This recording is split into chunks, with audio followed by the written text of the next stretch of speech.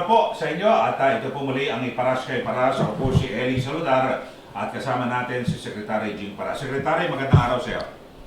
Talagang magandang araw. Ha? This is the birth of the new dawn of politics in our country. Magandang araw, paring Eli. Magandang araw naman po sa mga DDS, sa mga loyalist na hindi bumitaw kay President Rodrigo Duterte at sa kanyang anak na si Vice President Sara Duterte. Dahil magandang bukas, despite of the storm, there is the light at the end of it.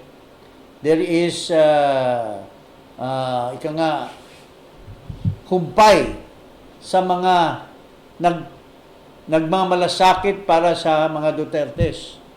At today, as we have been saying all along, as we have been discussing all along dito sa aming programa, na magmula noong 2-3 months ago, we have always said in our program, we have criticized those mga meron, lalo na yung si Cayosa, yung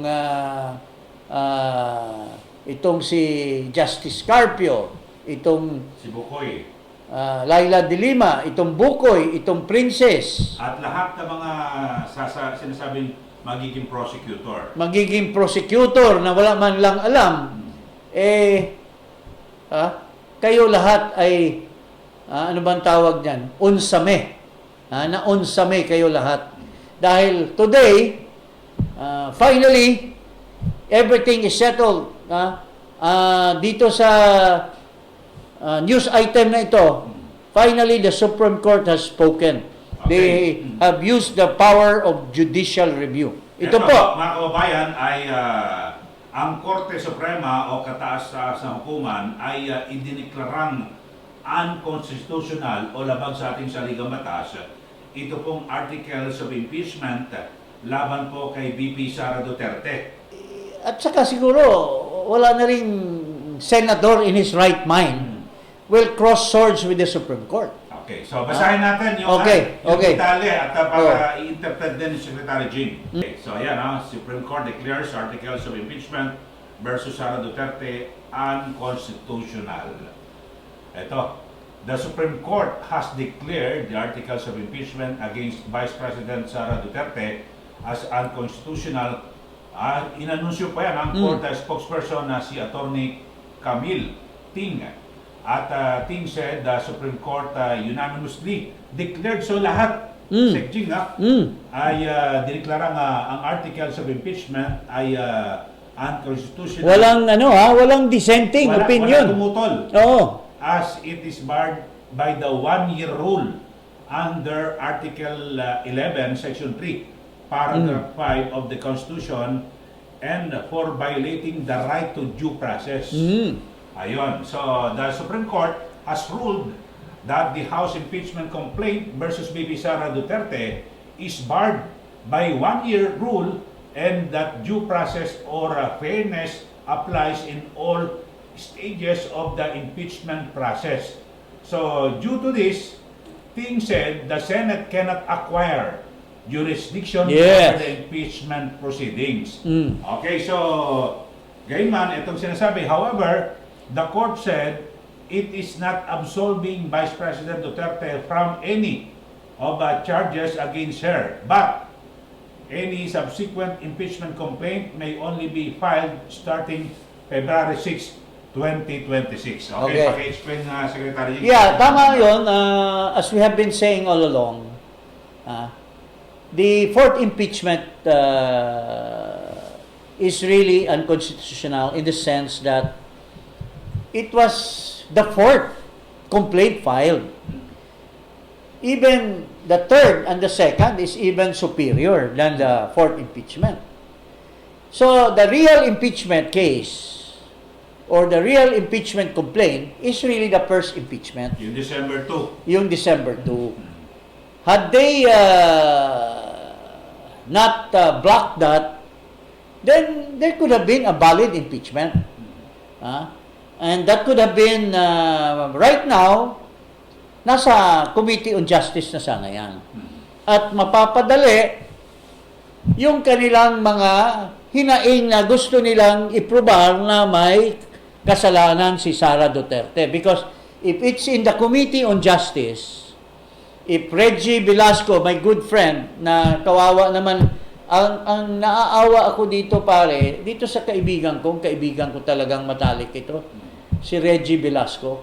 Kasi he's just a victim of circumstance. Dahil sa loyalty niya sa isang tao na gustong maging pangulo, kinawawa si Reggie, pinagawa ang mali na gawain. And in fact, that was the basic question of the Supreme Court. Does the Secretary General have the power to withhold the impeachment complaint from moving forward to the office of the Speaker? So, ang sinasabi ko po, itong first impeachment should have been.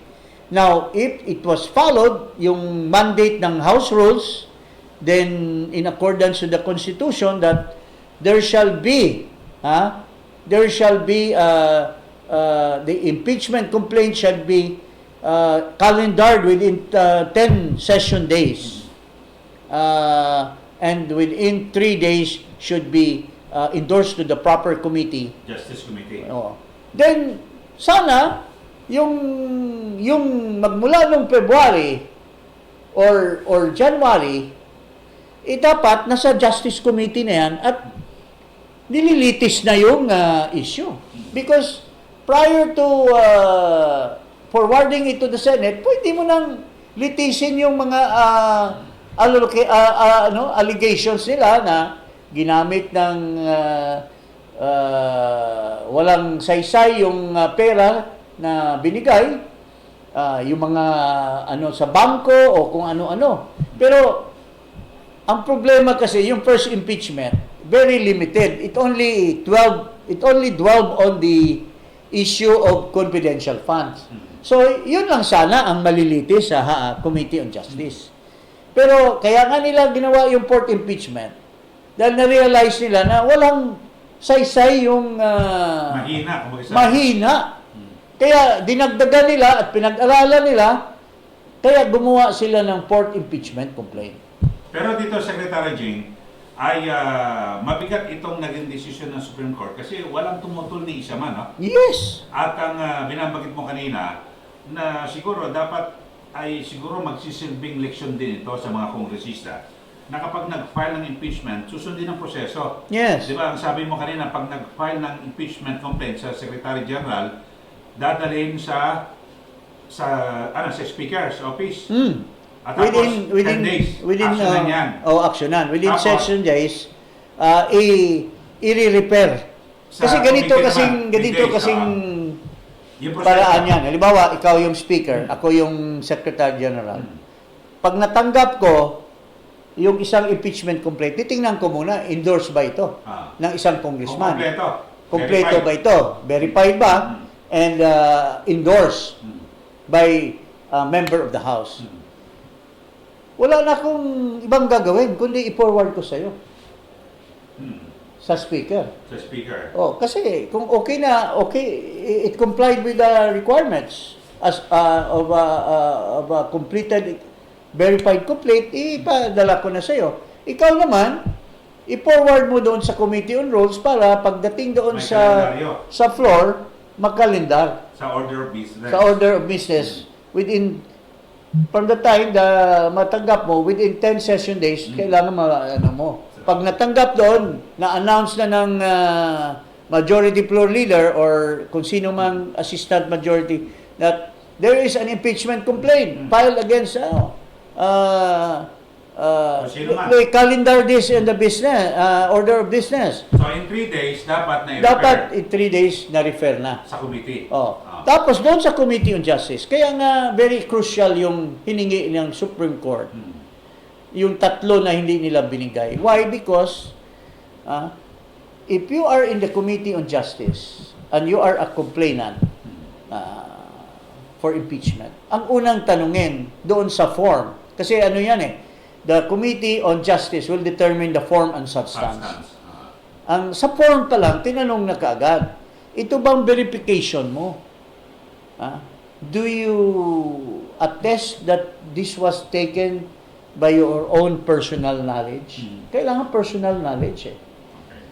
Kaya that has relation doon sa issue ng order ng Supreme Court na binasa mo ba? Binasa mo ba at naunawaan mo at nabasa mo ba yung evidence? Because kung sa Committee on Justice yan, that same question will be asked of you. Otherwise, sa form pa lang, dismiss na yung case. Saka dinagdag pa rin ng Supreme Court na kung nabigyan ba ng pagkakataon, Yes. si VP Sara, dito yung sa kasong, kasi kung nasa Justice Committee, pwede siyang umattend doon, kanya abogado. Tama. May depensa. Kasi ganito yan eh. Bago makarating sa Senate, mayroong due process. Why? Because during the determination of the substance, ipapatawag yung Vice President eh. Yes. Tatanungin siya eh. Ito, may allegation sa'yo. Ikaw ba ay totoo ito? Doon pa lang sa substance. Kaya nga nung inimbestigahan namin si Justice Davide, noong kanyang mga kabulastugan doon sa when he was Chief Justice, doon pa lang sa substance, nag-present na kami ng mga ebidensya. Yung mga kortina na pinamimili, yung bidding ng mga ang mga anak niya, So, that's how due process is being served. So, ito, walang due process eh. Dahil, diniretso lang. Oo. So, malinaw ang desisyon dito ng Supreme Court kasi talagang pag sinabing unconstitutional, at least talagang namayani ang hustisya. When you say dito an sa ating unconstitutional, when you say it's unconstitutional, it did not comply the basic provision of the Constitution, Section 11, that within 10 session days, it shall be calendared the order of Pero business. dito ay ano kaya masasabi kasi nagsalita diyan ng mga sinasabing di umano legal expert, constitutionalist, dating Chief Justice si Puno, dating Associate Justice si Carpio. Lahat ng kanilang mga this will just boil down in the history as mere opinions. Because the final arbiter Ito na. is the Supreme Court. Maski ano pang mali na iniisip mo na ginawa ng Supreme Court, sila yung tama. Because they are the Supreme Court. Silang taga-interpret talaga. Silang taga-interpret. Hindi mo naman masabi, mas bright ako dyan dahil kaklase ko yung isang member ng Supreme Court. Mas mataas ang nakuha ko sa kanyang grado doon sa political law na magkaklase kami. Mas bright ako dyan. So, tama yung sinasabi ko kaysa kanya. No. That is a collegial body and inaaral yan ng gusto. Okay. Dito, Sek, pag-usapan naman natin. Siyempre, meron desisyon ng Supreme Court, unconstitutional, pero meron pong reaksyon yung House of Representatives sa pamamagitan ng kanilang spokesperson. Sige nga. Ang sabi ay House respects Supreme Court order, but check and balance principle at risk. Paki-interpret mo. Well, sinasabi na wala daw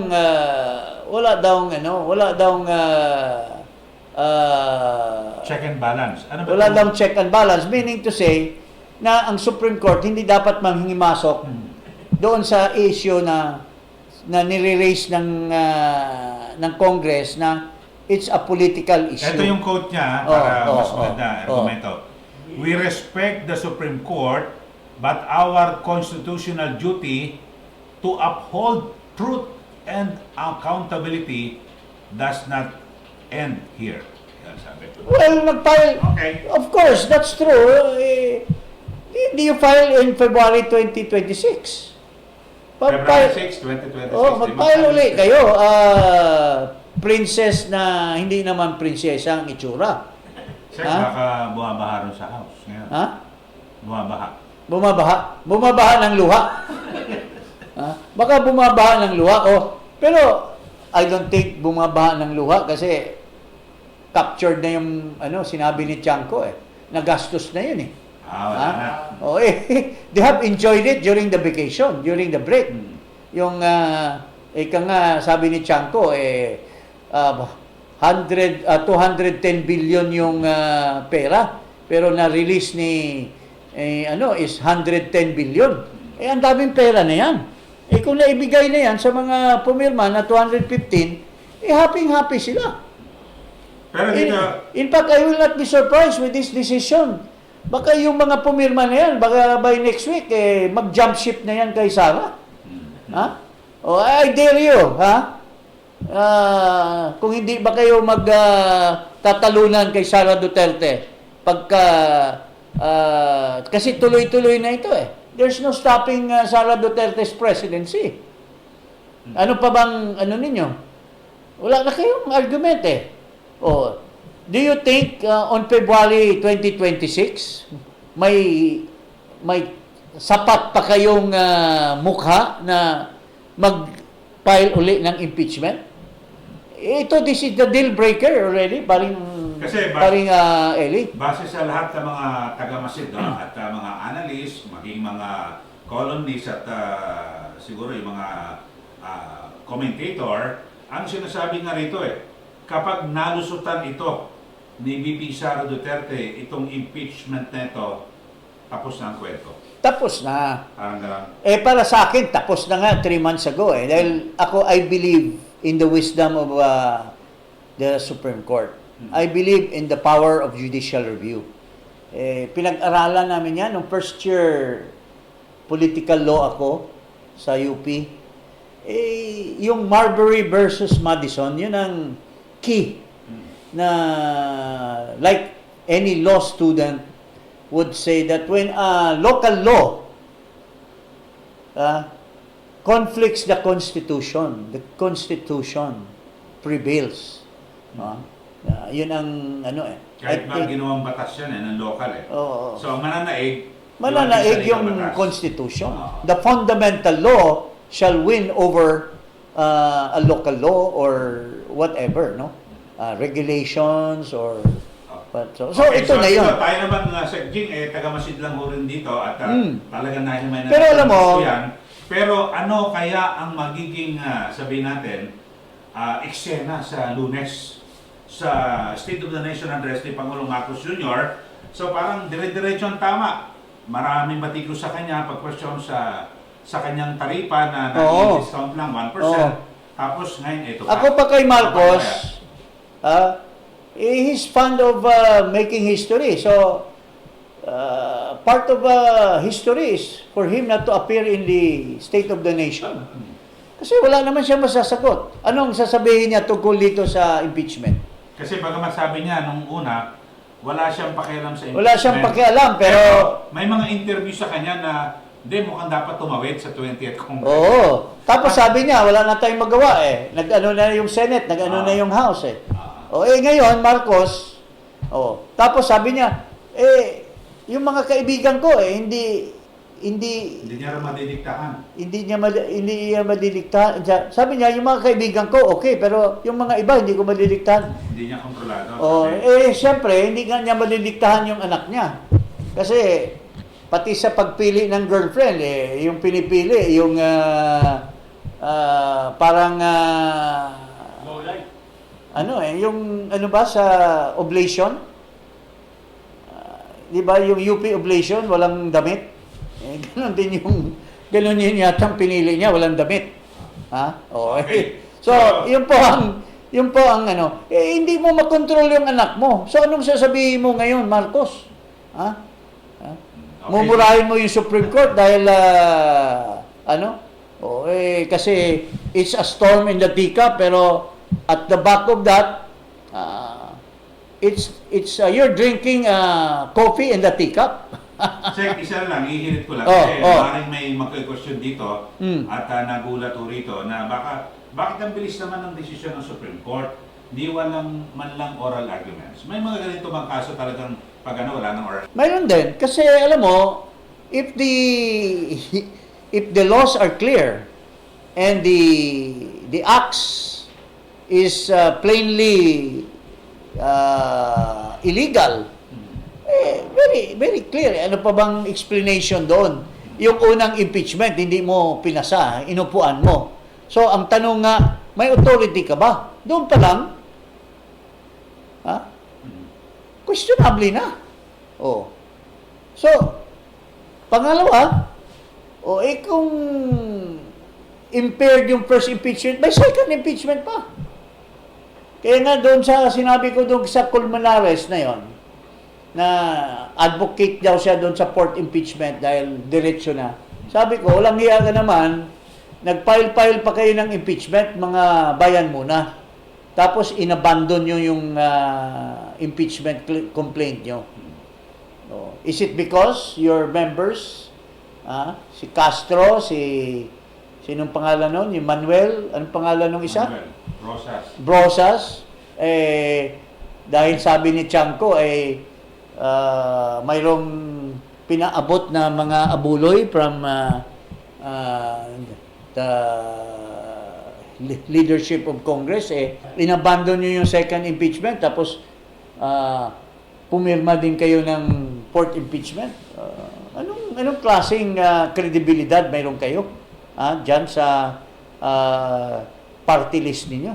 Okay, so linawin natin, Secretary Jim, yung merito ng kaso, hindi tinatch ng ng Supreme Court, kundi yung proseso ng impeachment ang binabanggit ng Supreme Court na hindi dumaan sa tamang proseso, yung mga 10 days, 3 days na dapat na ikalendaryo sa order of business. So yan po ang naging desisyon ng Supreme Court. Kasi sinabi ko na doon sa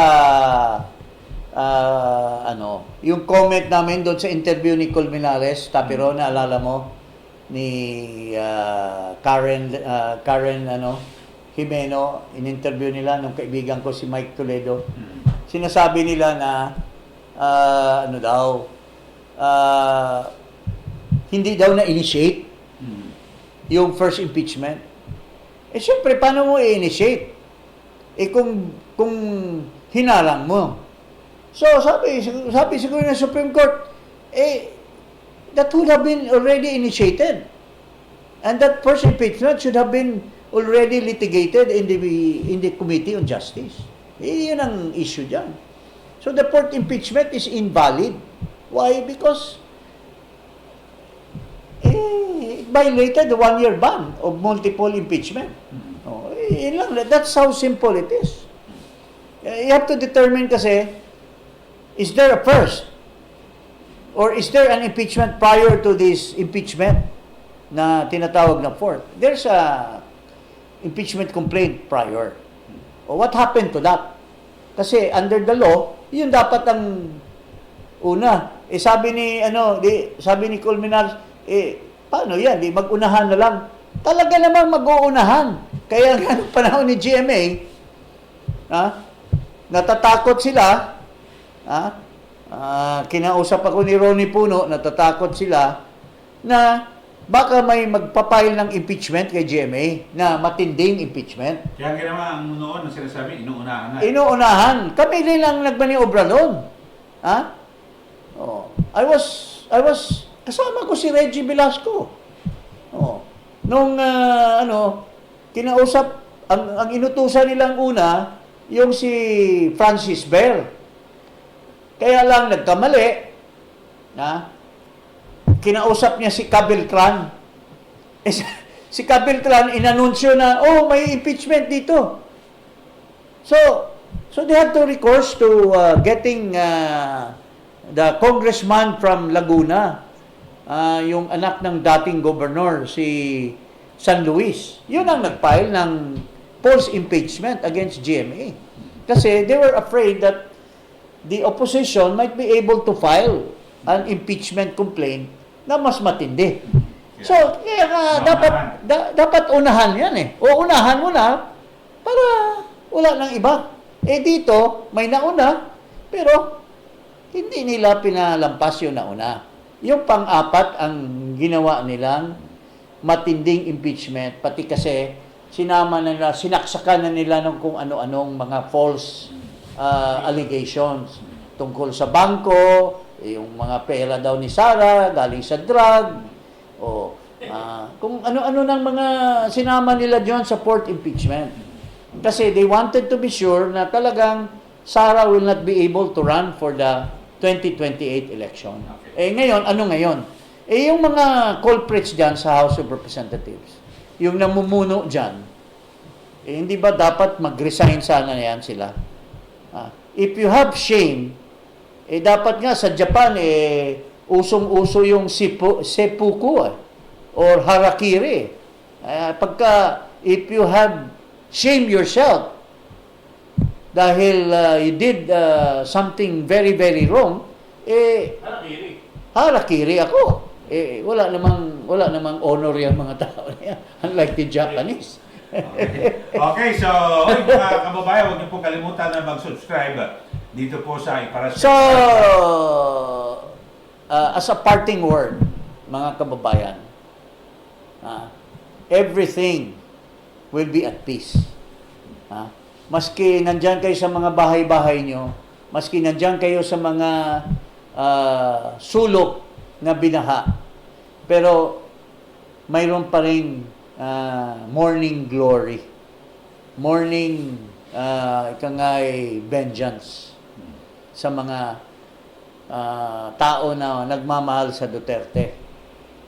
Kasi maganda naman yung buhay na binigay nila when they were running the government. I can say for one, I was part of that.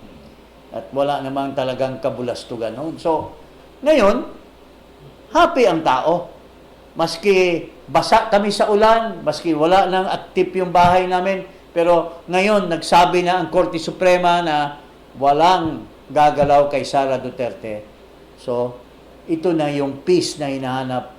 Maski nakakulong pa yung ating mahal na Pangulo, this is a victory for the Dutertes, for the DDS, and for the Filipino people. Ito po, magandang hapon po sa inyo lahat. Okay, maraming salamat po.